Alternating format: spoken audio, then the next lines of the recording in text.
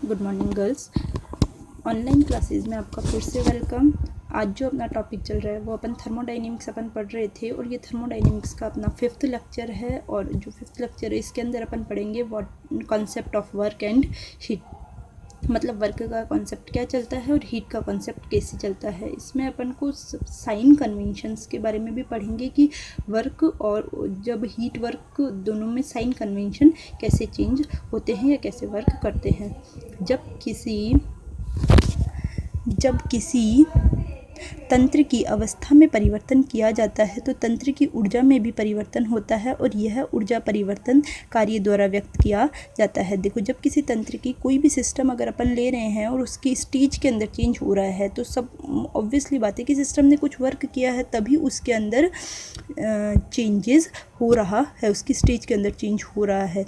यदि तंत्र द्वारा उसके परिपार्श्विक पर कार्य किया जाता है तो तंत्र की आंतरिक ऊर्जा कम हो जाती है और परिपार्श्विक की ऊर्जा बढ़ जाती है। अब देखो, दो चीज़ें हैं। एक तो चीज़ ये है कि यदि सिस्टम खुद वर्क करता है, ये सिस्टम अपन ले रहे हैं एक, और ये सिस्टम है, जैसे ये एक सिस्टम है, यदि इसने सिस्टम ने खुद ने वर्क किया तो इसकी जो इंटरनल एनर्जी होती है वो कम हो जाती है और सराउंडिंग की जो एनर्जी होती है वो बढ़ जाती है। और यदि सराउंडिंग वर्क कर रहा है सिस्टम के ऊपर तो सिस्टम की इंटरनल एनर्जी बढ़ जाएगी और सराउंडिंग की जो एनर्जी होती है वो कम हो जाती है।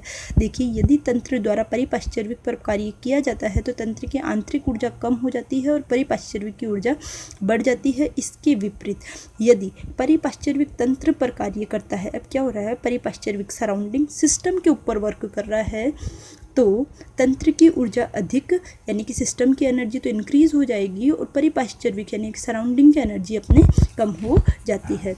अब जो है इसको वर्क है इसको अपन समझेंगे। नेक्स्ट टॉपिक है वर्क ऑफ एक्सपेंशन, यानी कि जब अपन एक इसके अंदर पिस्टन लगा हुआ सिलेंडर लेते हैं, ये एक सिलेंडर है जिसमें कुछ गैसेस भरी हुई है, ऊपर इसमें पिस्टन लगा हुआ है, एक्सपेंशन होता है, यानी कि सिलेंडर खुद वर्क कर रहा है, इसमें सिस्टम वर्क कर रहा है तो इसके अंदर एक्सपेंशन हो रहा है। तो ये DL जो है, यहाँ से ये DL ऊपर की ओर सरक जाएगा। ये पिस्टन जब अपन ने वर्क किया है तो एक्सपेंशन हो रहा है, यानी कि यहाँ से प्रसार होगा तो ऑब्वियसली यहाँ से ऊपर सरकेगा। देखिए, इसके अंदर प्रसार कार्य की गणना के लिए सामान्यतः गैसों के लिए ही की जाती है, इसीलिए प्रसार कार्य को दाब आयतन कार्य भी कहते हैं। देखो, जब इसके अंदर एक्सपेंशन हो रहा है तो इसका दाब यहाँ से दाब कम हो जाएगा, यानी कि एक्सपेंशन हो रहा है तो दाब कम होगा और इसका जो वॉल्यूम होता है वो इंक्रीज हो जाता है। एक भारहीन घर्षणहीन पिस्टन लगा सिलेंडर लेते हैं जिसके अंदर आदर्श गैस की एक निश्चित मात्रा भरी हुई है, माना कि गैस का दाब P है। अब दाब पिस्टन को ऊपर की ओर धकेलेगा। जब एक्सपेंशन होगा तो दाब क्या होगा, पिस्टन को ऊपर की ओर धकेलेगा। पिस्टन को संतुलित करने के लिए माना कि उस पर बाह्य बल F लगाया जाता है। यदि पिस्टन के अनुप्रस्थ काट का क्षेत्रफल A हो तो बाह्य बल हो जाएगा F बराबर P इंटू A। ये होता है अनुप्रस्थ काट या एरिया। P यहाँ पे प्रेशर हो जाएगा। नेक्स्ट देखिए, इस अवस्था में प्रतिरोधी दाब गैस के दाब के बराबर हो जाता है। अब प्रतिरोधी दाब को अनंत सूक्ष्म मात्रा dP से कम कर दिया जाता है। प्रतिरोधी दाब को अगर कम कर दिया जाता है तो पिस्टन अत्यंत दूरी DL तक ऊपर की ओर सरक जाता है।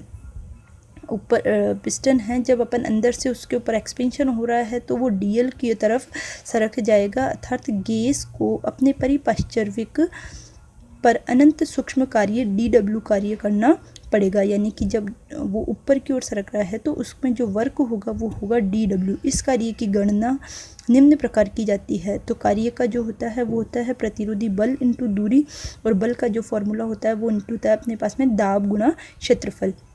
अब देखो, वर्क जो है वो हो जाएगा अपने पास में W, प्रतिरोधी दाब हो जाएगा। अब देखो, प्रतिरोधी दाब मतलब टोटल दाब अपने पास में P है और DP उसमें से अगर अपन कम कर देते हैं, क्योंकि वो उसने वर्क किया है तो DP कम कर देंगे तो अपने पास में दाब हो जाएगा। क्षेत्रफल अपने पास में A हो जाएगा और दूरी जो वो ऊपर सरकता है तो वो DL दूरी अपन ने ली है। अब इसने क्या किया है, A इंटू DL को माना है इसने DV और P माइनस DP। अब देखो, यहाँ DV आयतन dv आयतन में अनंत सूक्ष्म वृद्धि है यदि गुणनफल dp इंटू dv को अनंत सूक्ष्म मानते हुए उपेक्षा कर दी जाए। तो यानी कि इसमें देखो यहाँ से p को इससे मल्टीप्लाई करेंगे तो ये dv और dp इंटू dv, यदि dp इंटू dv को इसने 0 मान लिया है यानी कि बहुत कम अत्यंत सूक्ष्म वृद्धि हुई है तो इसने 0 मान लिया है, इसकी नगण्य न के बराबर मान लिया है, तो यहाँ पे केवल p dv रह जाएगा। तो w बराबर अपना आ जाएगा, अन्य उपेक्षा कर दी जाए अर्थात नगण्य मान लिया जाए तो w बराबर हो जाएगा अपने पास में p dv। अब आगे अगर देखते हैं अपन, यदि प्रसार से पहले गैस का आयतन v1 यानी कि जब एक्सपेंशन नहीं हुआ था सिलेंडर में उस टाइम में उसका आयतन हो जाएगा v1 तथा प्रसार के बाद आयतन v2 है हो तो संपूर्ण कार्य की गणना समीकरण 1 का v1 से v2 सीमाओं में समाकलन करके की जाती है।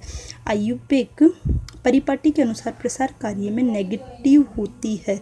अब देखो आयुपेक के अनुसार जब एक्सपेंशन हो रहा है तो सिस्टम ने वर्क किया है और सिस्टम ने जब वर्क किया है तो यहाँ पे जो ये साइन आ रहा है वो नेगेटिव साइन आ जाएगा। तो w बराबर हो जाएगा माइनस का p dv। जब p का मान स्थिर रहता है तो w बराबर माइनस का p और यहाँ से v1 से लेके v2 यहाँ पे ये जो होगी इसकी वीमा लगा देंगे क्योंकि प्रसार कार्य से पहले जो अपन ने आयतन था वो हो जाएगा v1 और प्रसार कार्य के जो बाद में आयतन हुआ है वो हो जाएगा v2, तो ये हो जाएगा dv। तो w बराबर हो जाएगा इसमें से v2 माइनस v1, इसका जब अपन समाकलन करते तो v और v2 से लेके v1 तक तो माइनस। अब देखो v2 माइनस v1 को अपन यहाँ पे डेल्टा v से लिख देंगे, डेल्टा v मतलब किसी में भी अंतर, पहले क्या था और बाद में क्या, तो w बराबर माइनस का p dv। आयुपेक परिपाटी के अनुसार निकाय द्वारा किया गया ऋणात्मक कार्य निकाय पर किया गया कार्य धनात्मक होता है, यानी कि अगर निकाय पर काम किया गया है तो वो हो जाएगा पॉजिटिव, अतः प्रसार में किया गया कार्य ऋणात्मक और संपीड़न में किया गया कार्य प्लस होता है। यानी कि अगर संपीड़न हो रहा है यानी कि ऊपर से प्रेशर लग रहा है तो वो कार्य तो हो जाएगा पॉजिटिव। सामान्यतः w बराबर माइनस का p dv